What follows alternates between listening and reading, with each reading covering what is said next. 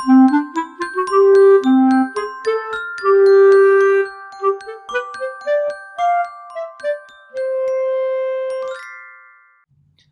fáilte róid ag an teamann gréasan seo in thugtar léargas ar Comhionannas, Éagsúlacht agus Ionchuimsiú, le Fócas ar thuismitheoirí. Tá aird tuchas na léargas seo ar thaide agus í tóca ó thorthaí cigarí is suíomhanna ólam agus cuireann na nua-óige, mar aon leis an tróra chuir cigarí ar fáil do híomhanna chun fios a chathú. Ba chóir mac nó a dhéanamh ar na comhairle ar fad a chuirte ar fáil sa teamann gréasan seo, i bhíne sin na dreoilínte poiblí atá bhaim faoi láthair is suíomhanna Éagsúlacht. Did is sceartamíní a bheart hain, agus ar de leanú, nuair a bhíonn sin ó sí a chur agat ag suíomh, ach did a hain agus de leanú a bheith nervhíse fasta. Is céim anmhóirí seo a bhórgus de linneamh. Beidir bhfuil de leanú a ágal agat faoi chuireann den éigean eile don chéad uair. Gur béis seo an céad taithí ag de leanú ar Éagsúlacht, nó an céad ar dó nó dí a bheith scartha úte agus an bhaile. Sa céad teamann gréasan den tráith seo, chuireann na concappa, na cleachtais agus na próisis a bhaineann na Comhionannas, Éagsúlacht agus Ionchuimsiú fud a bhrád. Bhreathnaí mar ar an táhacht a bhaineann na suíomhanna a bheith chomh fáilte sa roimh leanaí ar chomhcéim agus a cinnsiú go mbíonn siad ranfárta go bríoch in an eispras fólam a luamh línta. Tá sé mar aimim anois ag an teamann gréasan seo rinn samplaí de dhearclaachtas an Ionchuimsíthe a chug cigarí faoi deara le linn cigareachtaí a rinn slibhse mar thuismitheoirí. Nuair a bhíonn cultúr agus éitis an cuimseachán, bhíonn deise gach leanú bearr agamas a bhaint amach. Chur an cleachtarí luamh línta fáilte a roimh gach leanú, déanann siad féinleacht an linneamh mar gcoinne éonar agus mar bháil de Shaoilech agus den mórphobal a aithint agus a céileadh. Dearbhíonn cigarí cleachtarí a léiríonn tuiscint agus measar láidreachtaí, réimsí spéise agus riachtanas éonar gach leanú ar leith. Séir de dhéanann na cleachtarí seo ná riire, na go gcuthaíonn siad tuiscint féin aitheantais agus muinteris trí bheas a léiriú ar chúlra cultúra a dteaghlaí agus an cúlra sin a céileadh. Bhíonn comhoibriú bríochán idir suíomhanna Ionchuimseacha le thuismitheoirí agus le daoine gairmiúla eile chun ruachtain, Comhionannas agus ar an feartaíocht iomlán na cinntiú de gach leanú. Brathnóid anois ar na córas cuí atá a bhaim is suíomhanna ardcaidán ina gcothaítear cleachtas an Ionchuimsiú an bhfuilta. Ar an gcéaddal síos, bhíonn cleachtarí tróirithe ag polasaithe agus nósanna imeachta soláire a chuithíonn fealsanacht agus físintíomh in ngach réimse den láthair lena n-áirítear Comhionannas, Éagsúlacht agus Ionchuimsiú. Tróiríonn agus tacaíonn siad seo le cleachtarí córas cuí a chur a bhaim chun freastal a réachtanas na leanaí go léir. Tá gach seans go gcuirfear sráid chuimsíocht de fallasaí an taobh ar fáil duit. Beidir go gcuirfear iad sin thuaidh is scríbhín nó go leictreach. Cur gás de méid sé dul daon ar de leanú socrú isteach. Beidir gur bhíonn leat a anamach chunas a haicmhí le de leanú. Déanaí an polasaí bhaineann na socrú isteach chóir síos ar na nósanna imeachta íogaire maidir leis an slí a dtacaíonn cleachtarí le leanaí anas go n-aistrionn siad isteach sa taobh go ré, iad ag socrú ar luas féin. Beidir go bhfuil corú ó na cleachtarí fanacht le de leanú go dtí go mbeidh sin ó sí socrúthe go hiomlán. Beidir freisin go meilidís de leanú chun bréagán nó rud speisialta thuirteáile ar mhaithe le comport agus suaimhneas. Is tusa príomh-ideoir de linneamh, agus de leas díolte agat I dtaobh ólam de linneamh. Dearbhíonn cigarí suíomhanna a dhéanann tréineoireacht chomh feartaíocht bheasar láidir óbhairt idir thuismitheoirí agus cleachtarí. Ina leithid de híomhanna, bíonn sé ríthoilear go déanann cleachtarí agus thuismitheoirí I gcomhairle le chéile le mion oscailte, comhmheasa agus dréadhearcach. Gríomhreise den bhróiseas bheasú go feartaíochta seo na cothaigéar an ochraghine.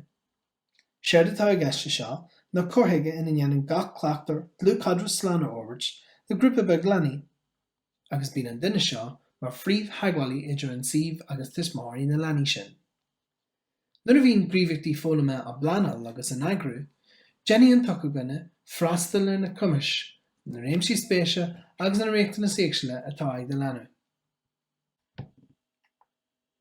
I gcás na áirithe agus tar éis comhlachán idir si féin, cleachtarí agus an banaisteoir, déitaí go ndéantafaí go dtaistíonn cúnú breise ó de leanú, agus go méid sin ó sí lán fearte ina eispras luamhlínta. Le cadna thuismitheoirí is féidir le suíomhanna takeíocht bhreise a ruachtain ón tall ruachtaine agus cuimsithe nó aim. Is clár náisiúnta é seo atá deartháin ina cinnsiú go bhfaigheann leanaí le réachtanas ar leith cúnú chun cuidiú le páirt iomlán na ghlacú sa curriculum réamhscoile in éineacht le na béargrúpa.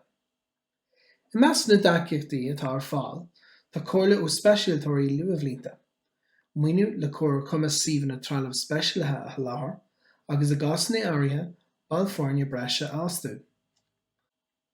Le cabhar ó speisialtóirí aim déidir na céad céimeanna a ghlacú, chun tú a chur a deagháil le garmathe luba idir gomhála áitiúil a bhaimimeacht na seirbhíse sláinte. Bei suíomhanna ionchuimsiúcha sásta takeú le do leanamh agus sásta cabhrú leat, comhairle leor go garmathe ábhartha eile. Mar shampla, d'éidir cleachtarí cuidiú leat chun teagháil a dhéanamh leis an atras sláinte poblí áitiúil chun takeíocht a ruachtain de orbairt orlaire agus teangaí de linmh. Is minic a rinne cigarí tracht ar an clí a goidtíonn an duine lárnach le cospaí fólama éon ó leanaí a corcan cín ag gcóir leis na daoine garma le ábhartha seo. Cuidíonn an reagart agus an cinsireacht chomhairinte seo le gach leanú. Luain cigarí go minic an raon cuirsaí uileanna agus córas takeíochta le na mín cleachtarí a deagháil, agus iad a géirí ionchuimsiú a chothú.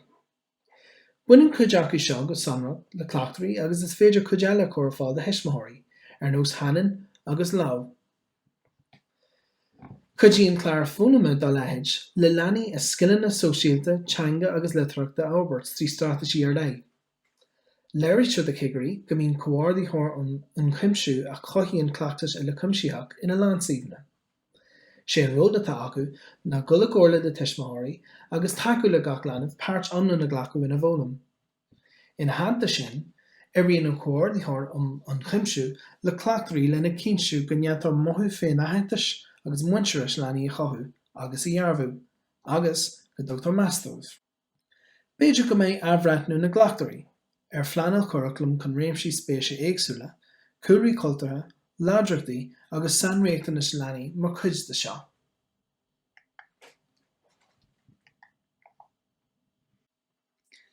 Deantar cóir síos sa roinnt mhaith tuairiscí cigireachta ar an clí a gcruthaíonn cleachtarí atmosféar fáilte trí bheanú go críúil de thuismitheoirí agus leanaí agus trí bheith páirte go ráite léithe le cairdeile.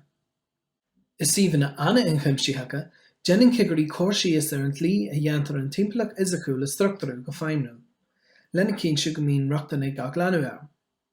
Sna suíomhanna seo, bhí na haicíní ar fáil ag airde an linmh, agus bíonn spás de leanaí sugrú ina éonar, i mbeirseanna nó an grúpaí.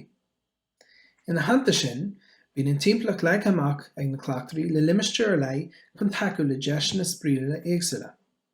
Déanann cigarí cóir síos ar an clí a sholáthraíonn na cleachtarí eispras spríola, spreagadúla inmhulta ar nós gainmh agus uisce, gléasa suas, déanú marcanna agus blacíní tógála, ganach an beagán luath. Mar thuismitheoirí, seanscoil curamach agah ar astra an creat curriculum lua óige. Leagtar béamán ar an tábhacht a bhaineann le haintais, tuiscint, na meas agus de léir ó thabhairt de éanach déanaar de linmh sa timpeallacht. Buineann cleachtarí a suíomhanna an éifeachtacha úsáid go rathú as íomhanna agus thaispeántais chun mothú féin aitheantais agus muinteoiris leanaí a chothú. Mar shampla, tugann cigarí faoi deara an clí a n-eagraíonn cleachtarí thaispeántais feasúla a dhéanann individualach na leanaí a deaghlach agus an pobal le chéileú.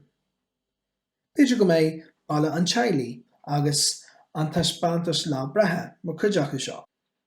Le linn cigireachtaí, breithníonn cigarí ar ócáidí speisialta ina bhféachann leanaí ar na thaispeántais seo lena gairde agus leorann sí leo agus leis na cleachtarí fiche. Cuidíonn fáil a bheith ar íomhána de leithéid le do leanú, féinleach dhearfach agus féinleach grúpa ábhairt. Déanann cigarí cóir síos go minic ar an raon leor agus acmhainní atá curtha fáil ag cleachtarí chun deis a thabhairt de leanaí a réimse spéise, a gcultúr agus a gcumas a nniuchú agus a thuiscint. Mar shampla, b'fhéidir go mbeidh fáil le leor i dteanga dúchas de shaighlí. B'fhéidir go mbeidh léir crin le fáil le leor eile ar dhaoine ó cultúr éagsúla agus ar dhaoine le cumas, buanna agus réachtain is éagsúla. Tugann cigarí faoi deara go úsáideann cleachtarí leor de leithéid, chun taciúil le leanaí cosreachtaí agus difriachtaí sa tíomh agus sa tucaí a goiteanna a aithint agus a thuiscint. B'fhéidir go bhfeiceadh tú festas tradiisiúnta de chultúir Chinese agatsa agus de chultúir eile sa chúine don gléasú suas. Mar aon le sin, sa chúine bhaile, b'fhéidir go dóirí tú faoi deara roinnt uirlisí a bheith an úsáid agat don bhia éiteo de hac agus iad seo ar fáil do leanaí agus iad ag súgrú.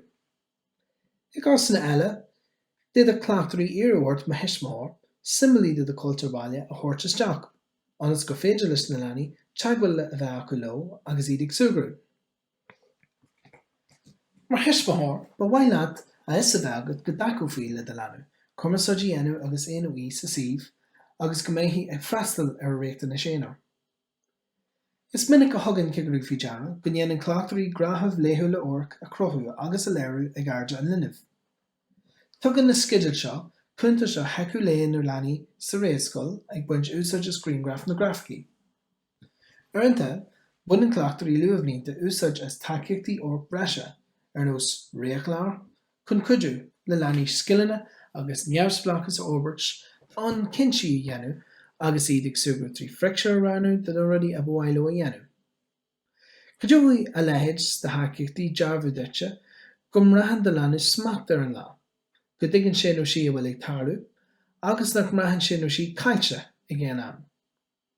I gcásanna áirithe, dearbhíonn cigarí úsáid éifreachta chun cleachtaire ar strateisí cumarsáide ar nós lá, pecs an córas cumarsáide an Manitou Picture, agus teicneolaíocht faisnéise agus cumarsáide chun taciúil le gach leanú cumarsáide éifreachta go dhéanú. Déanann cigarí cúirsaí is go minic ar an tlí a daciíonn cleachtarí le fórbairt wathachánach, scileanna na sóisialta agus praiticiúil le leanaí, agus iad ag spreagadh leanaí le slacht a choránáit agus a réachtain is maidir le cuireann pásanta a bhainisteú. Luann cigarí go úsáid a córas páirtíochta go héifreachta go roinnt suíomhla, chun taciúil le leanaí is scileanna na sóisialta agus mothúchánacha a orbairt. Cuidiann an cleachtas fíor Ionchuimsiúach seo maidir le leanaí a chóir le chéile i mbeirteanna le cadraimh dhearfacha a orbairt i measc na leanaí óga seo.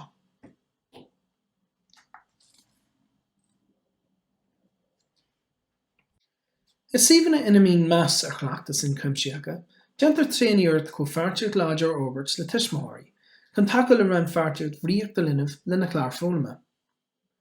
Tugann cigarí faoi deara go mbíonn comhbrú go rialta agus go leananach ag na cleachtarí na suíomhanna seo le thuismitheoirí, faoidí de chuineál ar eolas, éarsa cló agus go le gcóir le leo. B'fhéidir gur bol de teanna go núsáid ar firmacha clárachán nó firmacha aithne ar chóirt, go minic chun eolas a bhailiú faoi leanaí sula bhreaslíonn siad ar an suíomh. Iarformh mar thuismitheoirí, eolas a de leanú agus de haghaidh go roinnt anas go féidir leis na cleachtarí olbhú do deacht. B'fhéidir go mbeadh ceist faoi gcoinní sa teaghlach, faoi de chultúir, faoi fatí teaghlaí, nó faoin teanga is mó a lóirísir sa teach ar ormacha de leithéid.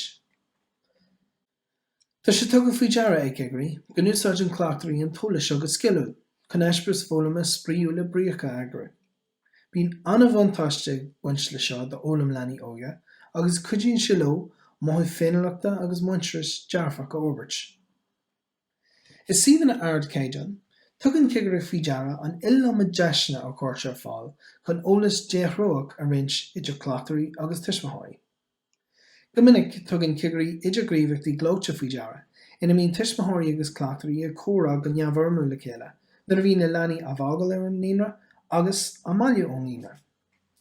Bunainn cleachtarí úsáid as na córáite seo chun pleanan de ónam na leanaí.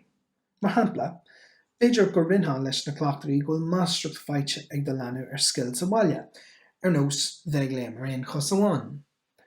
Tuigeann an cleachtar fóbairt de linmh agus pleanan seo gríomhaíocht chun an scill nua sin ag eagna. Mar thuismitheoir, táim cinnte gur bhrá leat de rachaí a gcóir le leat maidir le fónam agus fóbairt de linmh. Is suíomhanna sa éifeacha, tugann cigarí faoi deara gur minic a thug do choradh do thuismitheoirí dul chun cinn na linmh a phlé, nó brathnú ar dafad fólama ag am a éireann de chach. Ina hananta sin, b'fhéidir go spreagtar tú chun tuairimí a scríomh ar hafad fólama de linmh chun taciú tuilú linmh orbairt. Churann an cleachtas Sara Ionchuimsiúach seo le cadraimh meastal na neartú idir thuismitheoirí agus cleachtarí. Déanann cigarí cóirsíos go minic ar dlíonn a gur an cleachtarí luamhlínta fáilteamh cuairteanna ó thuismitheoirí agus ó bhailte na leanaí chuig an suíomh. Chun lórstas an grúpa faoin fostatá acu, chun talann nó scileadh léiriú, scéal a roinnt nó a gcultar a phlé. Tacaíonn sé seo le féinnileacht leanaí le na duiscint ar bheith i dtéileach agus caithfidh sé a bheith an bheas. Mar ocail scór, de réir nach gluaiseann de leanú a raibh chuig an bhunscoil, thuig leat a bheith éagsúil go mbeidh tú páirteach an eolas a roinnt leis an scoil. Mal an cigarí cleachtarí a bhí na gcomharla le thuismitheoirí can eolas faoin na leanú mar eolamór a roinnt leis an bhunscoil. B'fhéidir go nár ó file seo pleanan a fólamh éonar de leanú ar nós plean reachtainna nó cuimsithe éim nó templú tuairiscithe mar scéal. Mar aon na sin, tá roinnt eolas anúsáideach san acmhainn Let's Get Ready, a cruthaigh an rinn comhionanna leanaí, comhtháthú cumas, lán feartaíochta agus an óige, chun taciú le hastrathe.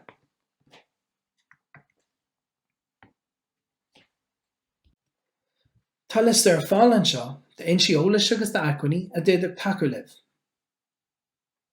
Tá muid inis ag deireadh an teamanar seo agus bhhaininn buíochas a ggó libh as ucht éisteach linn. Tásúil aginn go bhfuil comhairle cabhrach ar fáil an daoibh.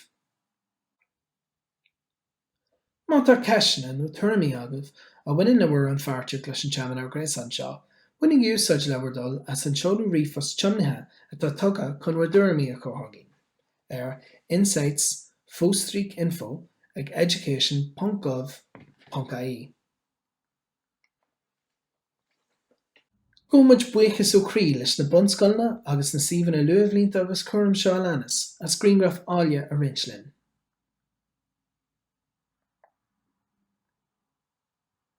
Gura míle maigah agus slán go fóin.